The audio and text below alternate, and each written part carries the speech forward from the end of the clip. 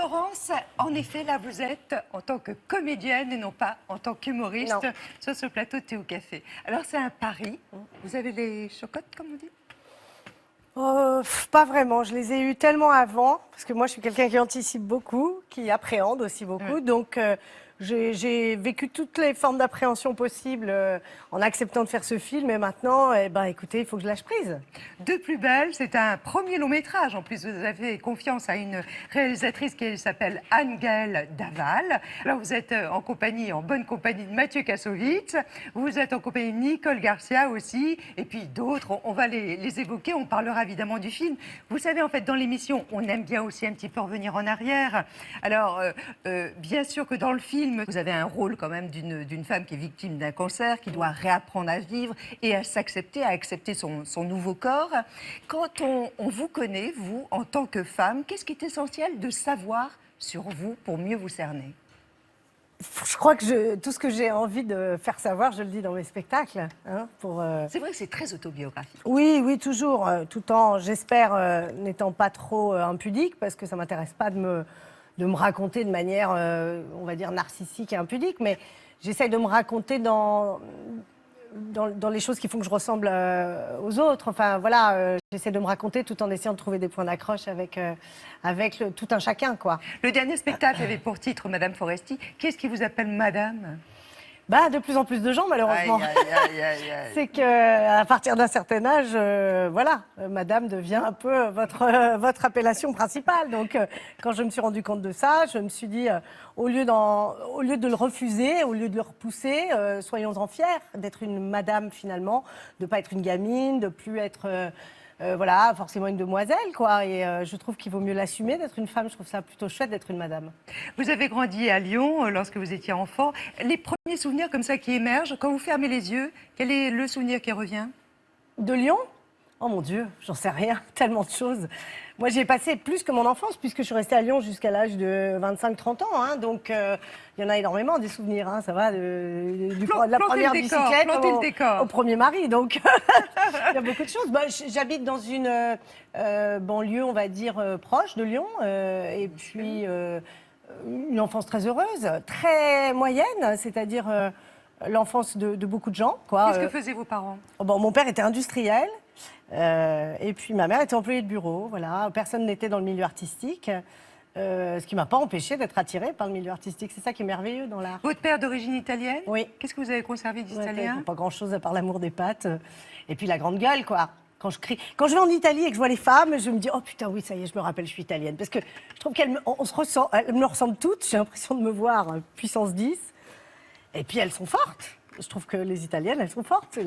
J'ai peut-être hérité de cette force, j'espère. Comment vous avez vécu la séparation de vos parents? Vous étiez jeune, hein, vous aviez 6 ans? J'avais 6-8 ans, oui, je sais plus. Je l'ai bien vécu. Je pense que c'est plus tard que j'en ai payé un peu le prix. Parce que je pense, pour le faire vivre moi-même à ma fille, que ça ne laisse pas... ça laisse des traces. Mais sur le moment, j'étais plutôt contente, moi, d'avoir 2 appartements, 2 Noëls, 2 anniversaires. C'était très partagé? Non, c'était pas très partagé parce qu'à l'époque, ça se faisait très avec peu. votre mère. Oui, j'étais avec maman, mais ça m'allait très bien. Ça m'allait très bien. Maman était géniale. Ma mère est une mère extraordinaire, donc j'étais très, très heureuse. Vous avez une sœur aînée. Est-ce que vous regrettez de ne pas avoir eu de frère? Oh, pas du tout. Pourquoi donc? Non, j'adore ma sœur. Non. Des frères, j'en ai tout autour de moi parce que j'ai eu beaucoup de copains, beaucoup d'amis garçons, toujours aujourd'hui. Donc je m'en suis fabriqué des frères. Vous vous souvenez de votre premier flirt? Première émotion? C'était pas terrible, moi. J'étais pas très douée pour le flirt. Précoce ou pas? J'étais très intéressée par les garçons. N'écoute pas ma chérie, hein. Même ma fille, regarde. Et les garçons s'intéressaient beaucoup à vous? Beaucoup moins. Beaucoup moins. En tout cas, ils s'intéressaient à moi parce qu'avec moi, ils pouvaient rigoler, jouer à plein de jeux, jouer au foot et tout. Mais moi, c'est pas ce qui m'intéressait chez eux. Non, j'ai toujours, été très, très, très intéressée par l'amour, on va dire. Mais mes premiers flirts, ils étaient assez catastrophiques, comme pour beaucoup de gens. C'est jamais chouette. On est un peu con, on est un peu empoté. Moi, encore plus. Voilà, puis les garçons que je convoitais étaient plutôt amoureux de mes copines, donc c'était un peu compliqué. Vous avez une adolescence rebelle?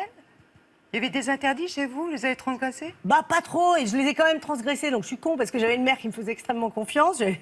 Une fois, je me souviens, avec ma sœur, on avait eu l'opportunité de faire le mur, on l'a pas fait. Parce que ma mère était trop sympa, on n'avait pas envie de lui mentir, on n'avait pas envie de la trahir. On se dit, elle nous laisse bien assez de liberté, aucune raison de se rebeller, en fait. Mais je me rebellais quand même contre quelque chose qui était plutôt un climat très libre, de confiance. Mais j'étais un peu con, je fumais des clopes, j'allais au café du coin. En faisant des choses Beaucoup trop jeune. un peu illégales, même. Non, non, Vous non. auriez pu tomber dans la délinquance? Oh, Même pas. tellement pas, mais tellement pas. Je suis une peureuse, moi, quand tous mes copains ou mes copines partaient faire du stop. Je disais, mais vous êtes fous! On va se faire enlever! Oh non, je reste à la maison. Donc, j'étais pas du tout risque-tout. J'ai jamais été très courageuse. Ah voilà, oui, donc j'étais pas très. intrépide. Non, j'étais pas intrépide.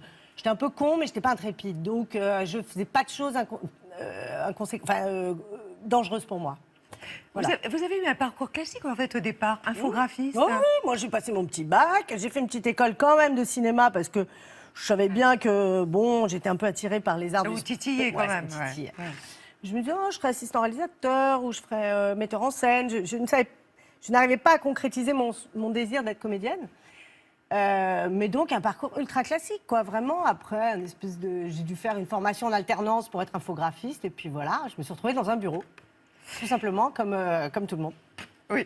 Alors, la suite est, moi, comme tout le monde, elle est quand même assez exceptionnelle. 5 événements marquants qui nous sont racontés par Laurence Boulet. Ah, peut-être que Foresti. Oui, je savais pas mal, mais elle est marrante. Oh putain, l'histoire de toute ma vie. Une vie résumée ce matin en 5 dates. 1998, premier pas sur scène à Lyon dans un trio nommé les Top Models. Vous avez demandé Savannah, vous êtes sur le fil rose. Demandez-moi ce que vous voulez, Savannah est à vos pieds. Puis vous vous lancez en solo et êtes accueilli à Paris au célèbre Point Virgule. Le point virgule, ça a été le pourquoi de je suis montée à Paris, quoi. 2004, les années télé, vous devenez l'amuseuse cathodique de l'émission de Laurent Ruquier, On a tout essayé. Vous choisissez de vous déguiser et les téléspectateurs sont emballés. Qui a eu cette idée lamentable, j'aimerais savoir? Monsieur Chirac. Oh là pour Jaco. Bravo. De Dominique Pipeau à Anne-Sophie de la Coquillette, en passant par Brigitte Labimbo, vos personnages devenus cultes font grimper votre cote de popularité. 2007, naissance de votre fille Tony qui vous inspire à un one-woman show décapant, Motherfucker. Ah bah, le parc pour enfants, c'est la prison pour adultes, clairement. Alors on se regarde, tu sais, comme ça, entre condamnés à mort et on compatit, comme ça. Grâce à vous, la maternité est définitivement désacralisée. 2008, le cinéma s'intéresse à vous. Premier grand rôle dans King Guillaume, un film signé Pierre-François Martin Laval. Et quand vous dites roi, par exemple, c'est roi comme dans les magazines. Puis vous participez au scénario d'Hollywood, dans lequel vous jouez aux côtés de Jamel Debbouze. In the nose. 2,3 millions de spectateurs, une belle performance. 2012, l'Amérique continue à vous fasciner et vous décidez de créer un grand show à Bercy, la Foresti Party. Après les paillettes, retour à la sobriété avec une Madame Foresti qui a mûri. Mais vous nous avez fait un peu peur. Je suis désolée, hein, si vous étiez venu pour vous marier, vous avez frappé la mauvaise porte. Ah non, c'est une connerie, vous êtes gentil. Sans doute pas tant que ça quand on voit le public conquis. Faire rire Florence Foresti, c'est bien l'histoire de votre vie. Lequel vous aimeriez revivre de ces 5 moments de votre vie? Oh, bah, l'arrivée à Paris. Les débuts, c'est comme en amour, c'est merveilleux. Les débuts, c'est la passion, c'est... Et en même temps, c'était dur. Hein. J'étais très Paris seule, vous j'avais faisait peur, tout quitté. j'imagine. Comment? Non, Paris vous faisait Ah non, peur. pas du tout. Non, mais j'étais pas une petite chose. J'avais 30 ans quand même. Enfin, j'y suis allée. Vraiment, j'avais un petit appartement, tout allait bien. Hein. J'avais un boulot, puisqu'on m'avait proposé de jouer au point virgule, ce qui était une aubaine incroyable au moment où on me l'a proposé. Donc, non, je prenais aucun risque. Mais oui, je pense que c'est les moments les plus fascinants. Et c'est surtout les moments où j'ai le plus travaillé. Et j'adore le travail. Et quand on grandit, qu'on mûrit, qu'on vieillit, on a de plus en plus peur, on fait moins de choses, on est plus sélectif, on est plus... Et alors qu'à 25 ans, 30 ans, on se lance à corps perdu dans tout ce qu'on nous propose, d'abord parce qu'on n'a pas le choix, il faut. Donc je jouais énormément, je faisais la télé plus le spectacle, et sans me poser de questions. Et finalement, là où je suis le plus heureuse, c'est quand je joue le plus. Voilà, donc je pense que c'est ces années-là qui font que j'ai été très heureuse. Vous avez l'impression de vous freiner aujourd'hui? Ah oui, clairement, oui, je suis sûre. En raison de l'âge? Pas de l'âge, Ou de la mais notoriété. de la peur qu'il y a à l'âge, je trouve. Bon, déjà que j'étais, comme je vous l'ai dit, pas très courageuse. Mais en plus, en vieillissant, on devient... oui, en tout cas, moi, après, il y a des gens qui se libèrent.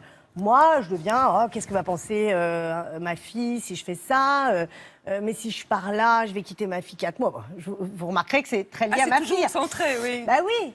Quand qu'on le veuille ou non, quand on est une mère, on n'a plus la même liberté de parole et de mouvement que lorsqu'on a 25 ans. Vous dites aujourd'hui, c'est le rôle de ma vie, être mère? Bah, en tout cas, c'est celui où j'ai le plus de responsabilités. C'est celui où je ne peux pas me planter. Je peux me planter dans à peu près tout, peu importe. Mais celui-là, j'aimerais pas trop me planter. J'aimerais pas trop ni lui faire du mal, ni mal la préparer à la vie, cet enfant. Donc, évidemment, je suis obligée dans toutes mes décisions de l'intégrer. Est-ce que ça vous a appauvri votre imaginaire ou au contraire ça l'a Pas du boosté? D'une part, ça l'a boosté parce qu'elle a quand même été, enfin en tout cas l'expérience de la maternité, ça a été à l'origine de Motherfucker, un de mes meilleurs spectacles sans aucune toute modestie gardée.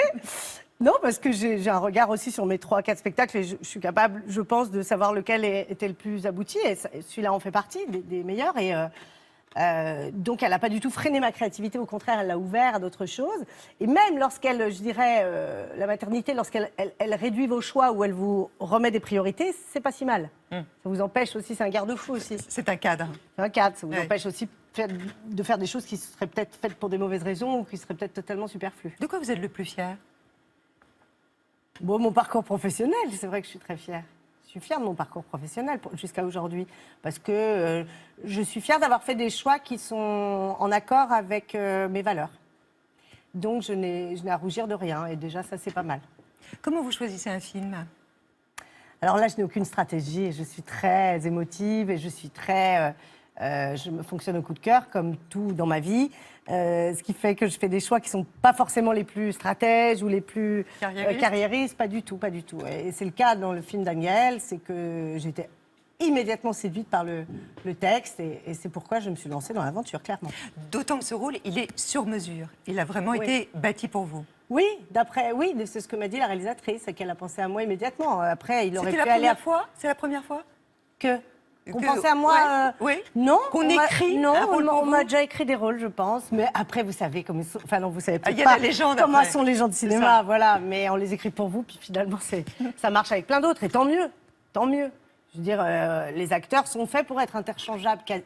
La plupart du temps, bien sûr que parfois on a quelqu'un en tête, on ne veut pas en déroger, mais enfin quand même, ce rôle-là aussi aurait pu être joué par quelqu'un d'autre, ça aurait été bien moins bien, mais...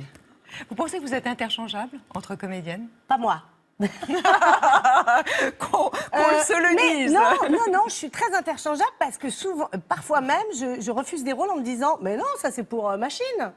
Elle serait tellement mieux. Non mais vraiment. Non mais c'est pas mal Ah à ben, dire je vous ça. jure. Mais parce que parfois, quand je vois que je peux rien apporter au rôle et qu'il y a tellement de bonnes actrices, et je suis la première à être leur spectatrice d'ailleurs, à les admirer, je me dis, mais ça, c'est pas du tout un rôle pour moi. Une telle la fera bien mieux. De plus belle, qu'est-ce qui vous a séduit en Lucie? Alors, le personnage de Lucie, ce qui m'a séduit, c'est le rapport qu'elle a à son corps, à ses complexes, et puis à sa famille aussi. Ça m'a intéressée parce que moi, j'ai pas du tout une famille comme elle. Lucie, dans le film, elle a une maman qui est assez dure, elle a une fratrie... Autoritaire. Ouais, très. Mais ça, je suis Omniprésente. tombée des nues parce que ma mère, c'est tout l'inverse. Mais ça m'intéresse, cet aspect, parce que apparemment, c'est plus courant qu'on ne le pense. Moi, j'ai eu une mère très aimante. Mais ça m'intéressait d'incarner justement cette femme qui est un peu sous le joug de sa mère et qui a des complexes très anciens parce que, voilà, ça m'a touchée. Je pense que ça me parle aussi. J'ai eu aussi ma part de complexes. Est-ce que vous pensez que le regard sur ceux qui sont victimes d'un cancer aujourd'hui s'est modifié, a changé? Je pense qu'il est en train de changer. Déjà parce qu'on peut dire le mot cancer sur un plateau de télé, ce qu'on m'a déconseillé de faire pour la promotion de ce film, et je vais justement m'efforcer de dire cancer tout le temps, sûr. parce que je pense qu'en apprivoisant les choses, on permet de libérer la parole des malades et de la famille des malades et des proches des malades, parce que c'est vrai que si on joue tous à l'autruche, évidemment que ça n'encourage pas les malades à se confier ou La à... fameuse victime d'une longue maladie, vous savez. Oui, c'est ça, voilà, victime d'une longue maladie. Elle n'a pas une rhinopharyngite. Donc, elle a clairement un cancer comme des millions de gens. Et moi, je préfère affronter les choses de manière générale plutôt que les contourner pour les combattre.